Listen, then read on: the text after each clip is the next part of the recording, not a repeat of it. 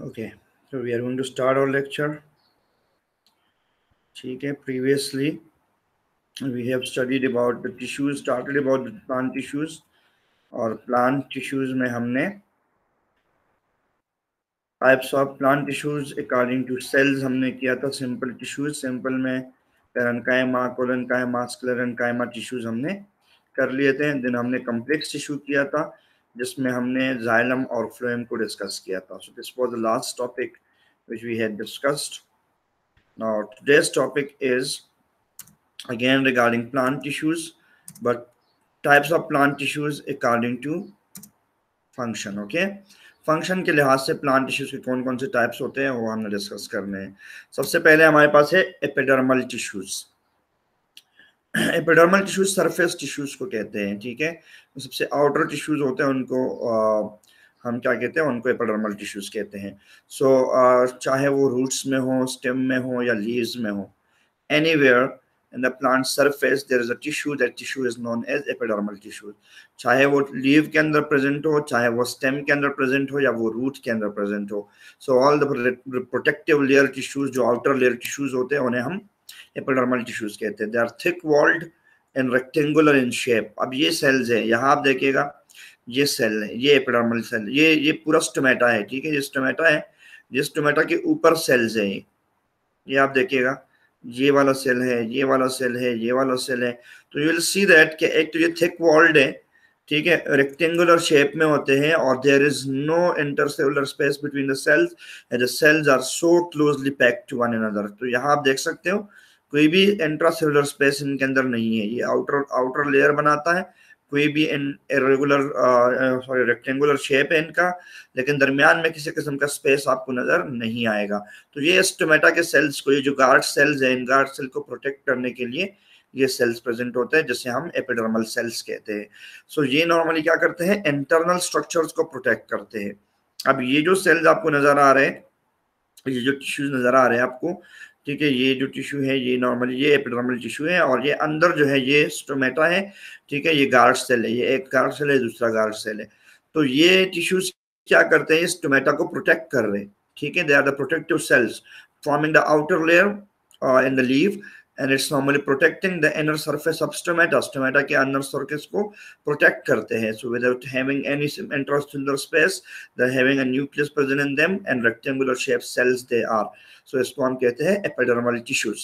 किसी भी लीफ के अंदर, किसी भी स्टेम के अंदर और किसी भी रूट के अंदर जो सबसे आउटर लेयर होगा, सबसे बाहर वाला लेयर होगा, इसको हम कहेंगे एपिडर्मल टिश्यूज का. ये एपिडर्मल टिश्यूज का लेयर होगा. ठीक है, let's move to the next.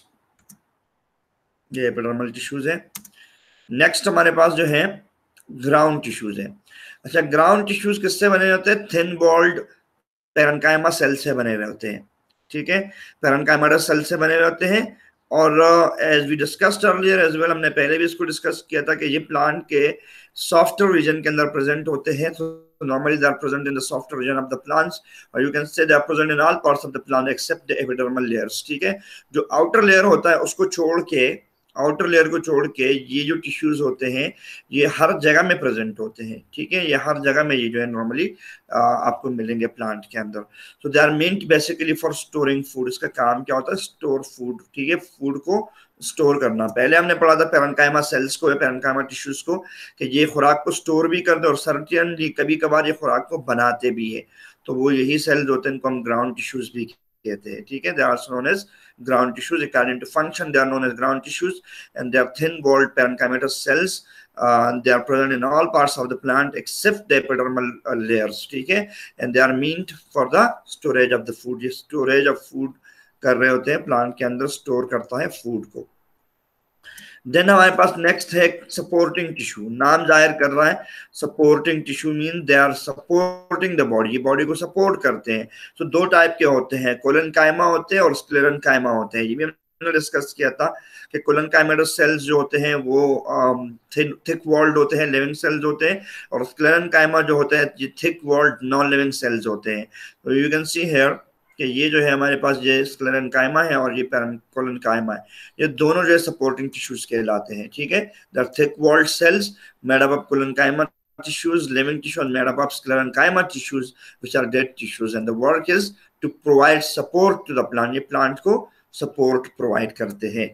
ठीक है, तो ये हमारे पास जो है सपोर्टिंग टिश्यूज कहलाते हैं।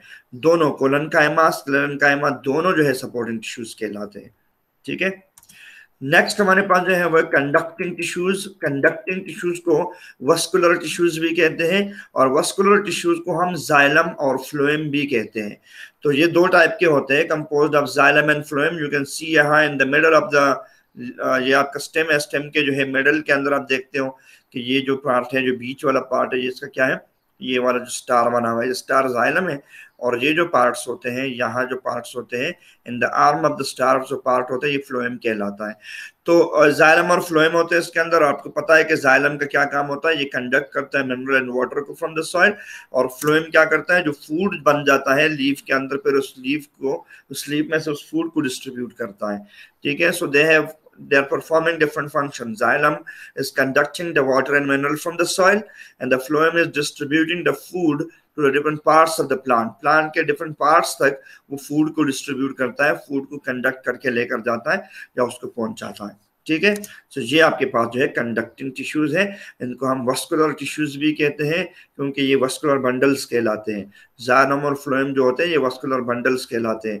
तो ये वस्कुलर बंडल्स अपना इंपॉर्टेंट फंक्शन परफॉर्म करता है। जाइलम का काम वाटर एंड मिनरल कंडक्ट करना होता है और फ्लोएम का काम फूड को डिस्ट्रीब्यूट करना होता है। तो ये हमारे पास डिफरेंट टाइप्स ऑफ टिश्यूज थे जो कि फंक्शन के लिहाज से प्लांट के अंदर प्रेजेंट होते हैं। ठीक है, अकॉर्डिंग टू फंक्शन ये वाले टिश्यूज हमारे पास प्लांट्स में होते हैं। अब हमारे पास प्लांट के टिश्यूज कंप्लीट हो गए हैं। अगर आप लोगों का कोई क्वेश्चन है प्लांट के टिश्यूज के अंदर, कोई भी क्वेश्चन रिगार्डिंग दिस टिश्यूज है तो आप वो क्वेश्चन अभी फॉरवर्ड कर सकते हो ताकि हम आगे चलें। पैरेन्काइमेटस तो बेटा पहले हमने पढ़ा था ना, पैरेन्काइमा, पैरेन्काइमा टिश्यूज से निकला है जो कि सपोर्टिव टिश्यूज होते हैं, प्लांट को सपोर्ट प्रोवाइड करते हैं और थोड़ा बहुत प्लांट के लिए ये खुराक भी बनाते हैं। जी, तो कोई और क्वेश्चन है किसी का regarding the plant tissues? Plant tissues से रिगार्डिंग कोई भी क्वेश्चन आपका हो तो आप वो क्वेश्चन कर ले, फिर हम एनिमल टिश्यूज पे जाएंगे। एनिमल टिश्यूज पर हम पढ़ने हैं हमने। तो एनी क्वेश्चन?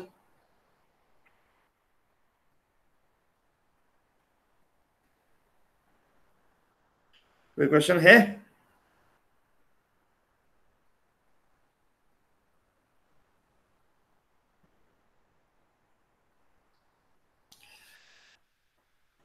No questions? अच्छा, एपिडर्मल टिश्यूज अपर साइड पे होंगे। जाइए, एपिडर्मल मीन आउटर लेयर। ठीक है, ये तो आउटर लेयर पे प्रेजेंट होंगे ये वाले टिश्यूज।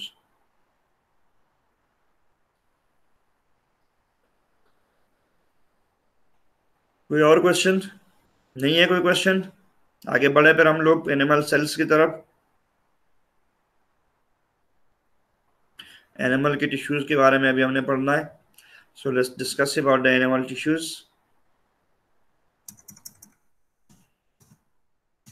एनिमल टिश्यूज हमारे पास जो है ये भी डिफरेंट टाइप्स के होते हैं। सबसे पहले नंबर पर एनिमल टिश्यूज में हमारे पास आता है epithelial tissues. Just like epidermal tissues in plants, plants में जैसे एपिडर्मल टिश्यूज होते हैं वैसे एनिमल के अंदर एपिथेलियल टिश्यूज होते हैं, यानी the outer layer of the organs. ठीक है, cell occurs in a single layer are closely packed together usually protect the body, यानी ये बॉडी के और उसके जो ऑर्गन्स होते हैं उसका बिल्कुल आउटर लेयर फॉर्म करता है। ठीक है, तो जैसे कि हमारे बॉडी के अंदर आप देखते हो हमारे बॉडी में स्किन है, स्किन इज एपिथेलियल टिश्यू। तो ये क्या करता है, हमारे बॉडी के सारे जितने भी ऑर्गन्स होते हैं उन तमाम ऑर्गन्स के ऊपर प्रेजेंट है, उनको प्रोटेक्ट करता है और डिफरेंट फंक्शन परफॉर्म करता है। यानी ये सिक्रीशन का काम करता है, ये एक्सक्रीशन का काम करता है और ये एब्जॉर्प्शन का काम करता है। ठीक है, सिक्रीशन डिफरेंट काइंड के जो ग्लैंड्स वगैरह होते हैं वो आपके स्किन से सिक्रीट होते हैं। एक्सक्रीशन स्वेटिंग वगैरह जो है वो आपकी बॉडी से सिक्रीट होती है, एक्सक्रीट होती है, तो एक्सक्रीशन का प्रोसेस कहलाता है।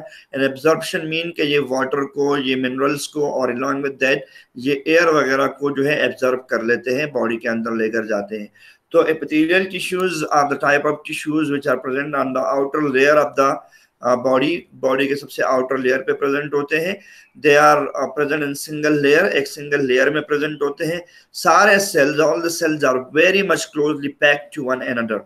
तो ये आप देख सकते हो एपिथेलियल सेल्स है ये, ठीक है, ये एपिथेलियल सेल्स है और जितने भी सेल्स है एक दूसरे के बिल्कुल करीब जुड़े हुए हैं और सेंटर में इनका न्यूक्लियस प्रेजेंट है, ठीक है, ये इनका न्यूक्लियस प्रेजेंट है और सेल्स जो है वो एक दूसरे में बिल्कुल पैक्ड टुगेदर है, ठीक है। सो ये प्रोटेक्शन का काम करते हैं, इंटरनल बॉडी ऑर्गन्स को प्रोटेक्ट करता है, ठीक है। अलॉन्ग विद दैट ये सिक्रीशन का काम करता है, ये एक्सक्रीशन का काम करता है और ये एब्जॉर्प्शन का काम भी करता है, ठीक है। तो ये हो गया epithelial tissue, first type of tissue present in the animals. अच्छा, एनिमल्स में जो दूसरे टाइप के टिश्यूज हमारे पास प्रेजेंट होते हैं वो कहलाते हैं कनेक्टिव टिश्यूज। आप जैसे नाम जाहिर कर रहा है कनेक्टिंग, ठीक है। So they are basically going to connect different body parts and different body organs with one another. Body parts and body organs से कनेक्ट करके जोड़ के रखेंगे ये वाले टिश्यूज, ठीक है। तो composed of semi fluid matrix, इनके अंदर मैट्रिक्स प्रेजेंट होता है जो कि सेमी फ्लूइड होता है, यानी जेली लाइक सब्सटेंस होता है, वो इसके अंदर प्रेजेंट होता है, ठीक है। दे मे बी सॉफ्ट, ये सॉफ्ट भी हो सकते हैं, जैसे कि फैटी टिश्यूज जो है वो सॉफ्ट कनेक्टिव टिश्यूज है, ठीक है, या टेंडन है वो सॉफ्ट कनेक्टिव टिश्यूज है। और ये जो है हार्ड भी हो सकते हैं जिसमें कार्टिलेज और बोन आते हैं। बोन और कार्टिलेजेस जो है ये हार्ड होते हैं, फैटी टिश्यूज और टेंडन्स जो होते हैं ये सॉफ्ट होते हैं और उसमें स्पेशल कनेक्टिव टिश्यूज भी आते हैं जिसमें जिसे हम जो है फ्लूइड, जिसके अंदर जो फ्लूइड मीडियम में सस्पेंडेड होते हैं, जैसे कि ब्लड है। तो blood is the example of special connective tissue, ठीक है। Cartilage and bone is the example of hard connective tissue and fatty tissues and tendons are the examples of soft connective tissues. तो ये सारे वो organs है जो body के different parts को एक दूसरे के साथ ज्वाइन करके रखते हैं, एक दूसरे में ज्वाइन कर देते हैं, तो उसको हम क्या कहते हैं, कनेक्टिव टिश्यूज कहते हैं, ठीक है। एंड जो ब्लड है बेसिकली इनका काम क्या होता है, इनका काम ट्रांसपोर्टेशन का होता है, transporting material with in the body. Body के अंदर डिफरेंट जो मटेरियल्स प्रेजेंट होते हैं, मटेरियल्स को एक जगह से दूसरी जगह ट्रांसपोर्ट कर रहे होते हैं। तो ये जो है basically connective tissues and specially जो blood special type of connective tissue होता है, इनका काम होता है, ठीक है। एंड अगेन इसके साथ साथ ये बॉडी को सपोर्ट भी करते हैं। अगर आप टेंडन को देखो, आप कार्टिलेजेस को देखो, आप बोन्स को देखो, so they are providing support to the body, ये बॉडी को सपोर्ट प्रोवाइड करते हैं। तो स्केलेटन होता है आपका आपकी बॉडी को सपोर्ट प्रोवाइड करता है, ठीक है। एंड अलॉन्ग विद दैट ये आपकी बॉडी को माइक्रोबियल्स से बचाता है। माइक्रोबियल्स मीन माइक्रो ऑर्गेनिजम्स से बचाता है जो आपकी बॉडी के अंदर आते हैं, इन्वेड करते हैं और आपको नुकसान पहुंचाते हैं। तो जो आपका व्हाइट ब्लड सेल होता है, वो व्हाइट ब्लड सेल क्या करता है, वो व्हाइट ब्लड सेल इन माइक्रो ऑर्गेनिजम्स को पकड़ता है और इनको जो है वो एनगल्फ करता है, इनको फेगोसाइटोसिस के नतीजे में खाते हैं और उनको जो है किल करते हैं ताकि आपको नुकसान कम से कम हो। तो ये जो है हमारे पास कनेक्टिव टिश्यूज है, ठीक है, जो डिफरेंट ऑर्गन्स को एंड बॉडी पार्ट्स को एक दूसरे से कनेक्ट करके रखते हैं। Now, before going to the third type of tissues, I would like to ask you people if there is any question, so you can put forward the question between जो हमारे पास connective tissues और हमने दूसरा वाला epithelial tissue पढ़ा, इसमें अगर किसी किस्म का आपको क्वेश्चन है तो you can ask that question। ये किसी ने क्वेश्चन पहले किया हुआ है, जाइलम जो है क्या करता है, जाइलम फूड नहीं प्रोवाइड करता, जाइलम वाटर और मिनरल प्रोवाइड करता है,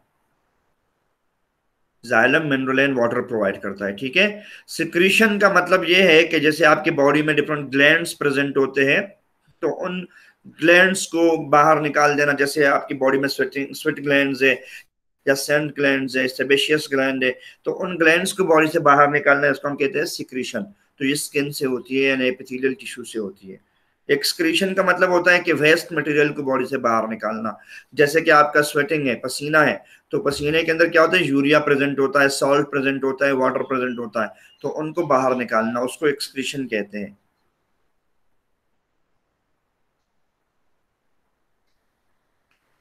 there are 7 skin layers, so epithelial, क्या कह रही हो, 7 स्किन लेयर,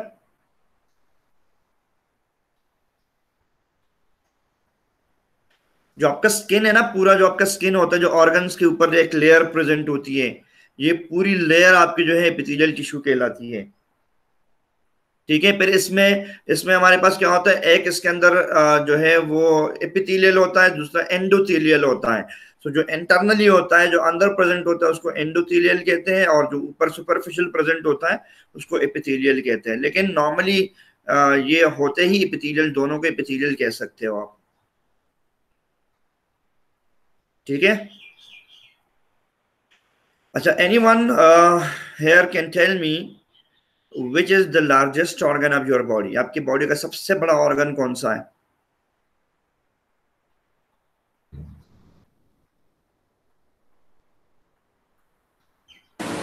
सर जी, इसके ऑर्गन काउंट होगा? ये रिजा फहीम आप बताएं, बॉडी का सबसे बड़ा ऑर्गन कौन सा होता है? सर कोई आइडिया? रिजा, जी सर। रिजा गायब हो गई हो, यहाँ पर जिंदा हो या नहीं? नहीं सर, हूँ, बोल तो रही हूँ।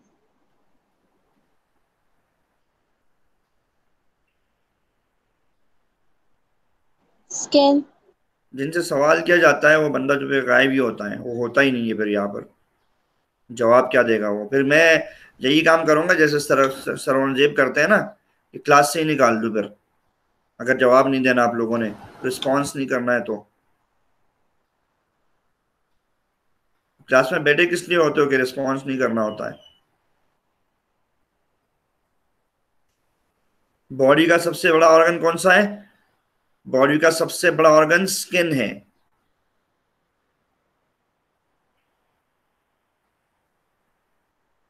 कहाँ है सर, आपका माइक ऑन?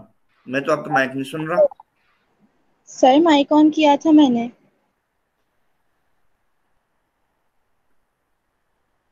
आपकी तो आवाज कहीं पर नहीं है, किसी और को रिजा की आवाज आ रही है भाई?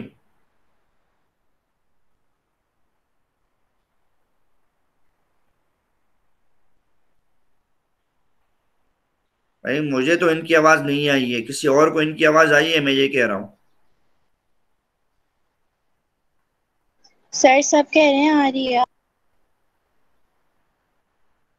क्या आवाज आई है आपको भाई? मैं क्या बह रहा हूँ कि मुझे नहीं आ रही आवाज?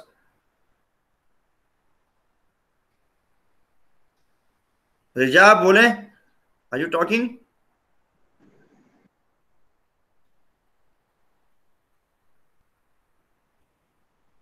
मेरे पास आवाज नहीं आ रही है, पता नहीं सर। क्या मसला है। तो और स्टूडेंट माइक पे बोले जरा। सर। नहीं, मेरे पास माइक में आवाज नहीं आ रही है।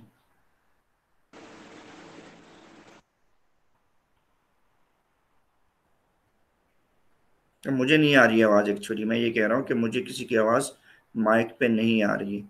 चले, इट्स ओके। तो सबसे बड़ा ऑर्गन हमारे पास कौन सा है? स्किन है। ठीक है, skin is the largest organ of the body. ठीक है, सबसे बड़ा ऑर्गन जो है वो स्किन है, ये याद रखिएगा। ठीक है, आपने आंसर दिया है। मुझे वो अगेन कह रहा हूँ, मुझे आवाज नहीं आ रही है किसी की माइक पे, आई डोंट नो व्हाई, लेकिन मुझे माइक पे किसी की आवाज नहीं आ रही है।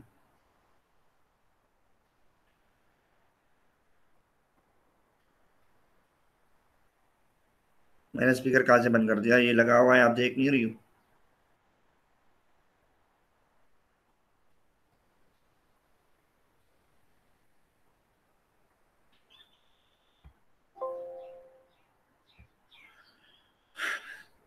चले खैर, कोई बात नहीं। अब हम आगे चलते हैं नेक्स्ट की तरफ।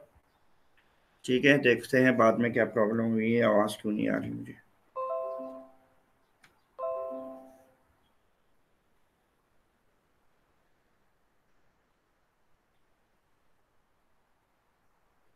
सो कनेक्टिव टिश्यूज में हमारे पास हो गया, तीन टाइप की कनेक्टिव टिश्यूज हो गई। ठीक है, सॉफ्ट कनेक्टिव टिश्यूज है, हार्ड कनेक्टिव टिश्यूज है, और special type of connective tissues है। ठीक है, ये हो गए कनेक्टिव टिश्यूज। अब नेक्स्ट जो हमारे पास है वो है मस्कुलर टिश्यूज, जो आपके मसल्स होते हैं।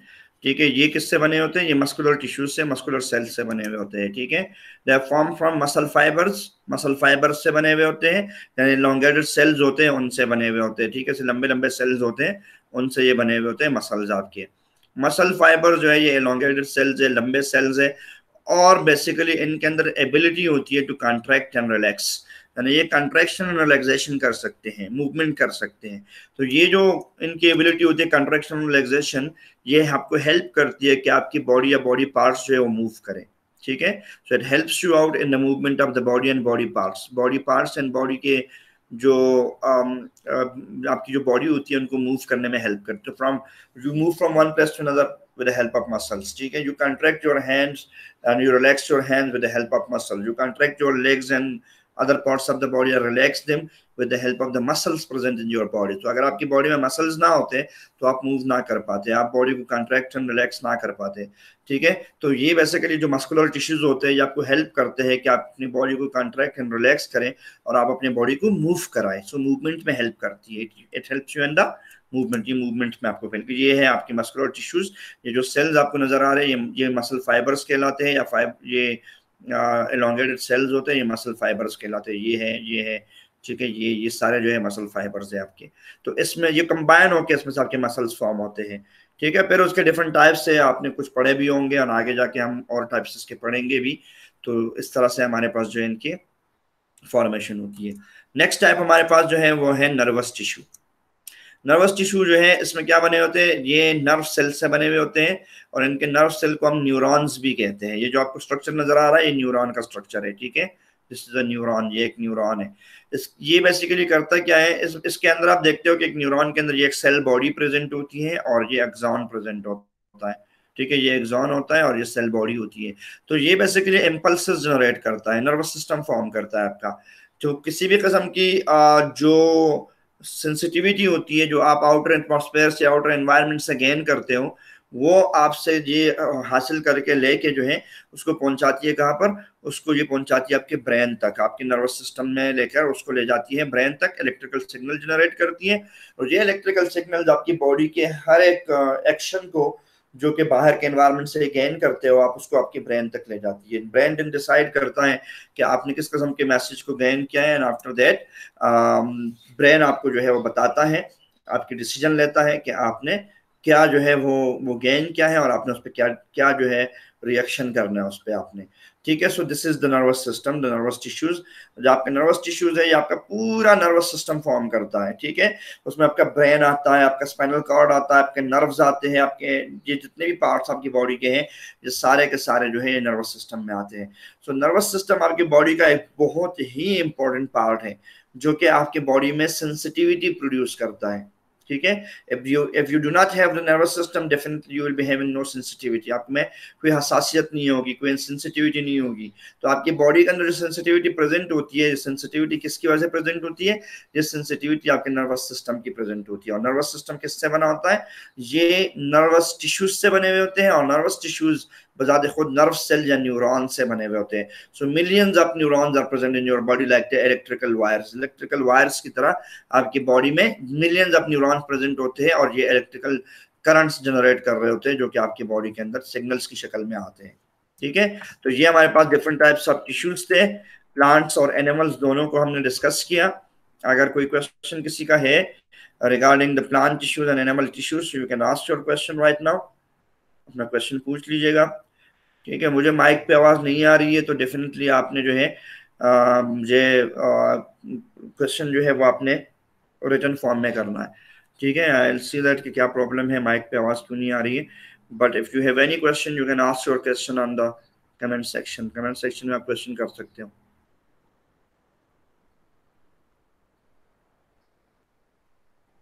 मैट्रिक्स इज अ फ्लूइड, एक फ्लूइड होता है, ठीक है, केमिकल होती है जो कि कनेक्टिव टिश्यूज के अंदर प्रेजेंट होती है, या जो सेल्स होता है ना, सेल के साइटोप्लाज्म में भी जो है वो साइटोप्लाज्म के अंदर भी मैट्रिक्स प्रेजेंट होता है, माइटोकॉन्ड्रिया में भी मैट्रिक्स प्रेजेंट होता है। तो मैट्रिक्स बेसिकली एक फ्लूइड होता है। Blood is the largest, tissue की बात नहीं की थी मैंने, ऑर्गन की बात की थी अली सैयद।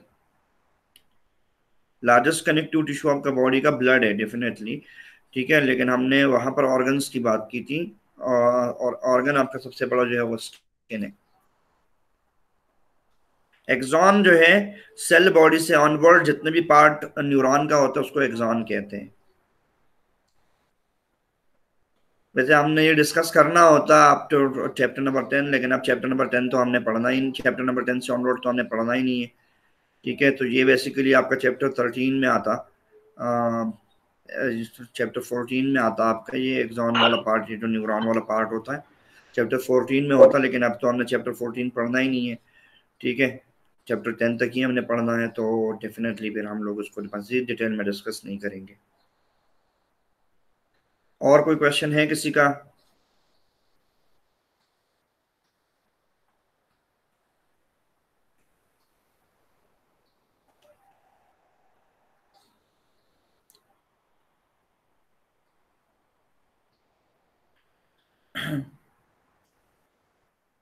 टिश्यूज का ही बता। हाँ तो बेटा मैंने आपको ये तो नहीं पूछा था ना। ठीक है, मैं कह तो रहा हूँ आप सही हो। लार्जेस्ट कनेक्टिव टिश्यूज जो है वो स्किन ही है, या largest tissue of the body जो है वो स्किन ही है, लेकिन सॉरी स्किन नहीं, वो ब्लड ही है। लार्जेस्ट कनेक्टिव टिश्यू ब्लड है आपकी बॉडी का। ठीक है, largest connective tissue of the blood body is blood, वो ब्लड है। And the largest organ of the body is skin. तो और कोई क्वेश्चन किसी का है?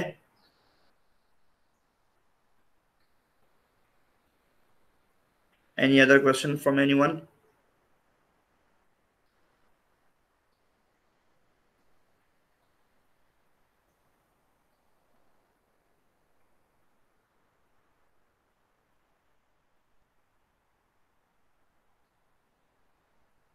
No more questions? ठीक है, तो आज तक हमने यही तक पढ़ना है। ठीक है, तो ये हमारा आज का लेक्चर हो गया। और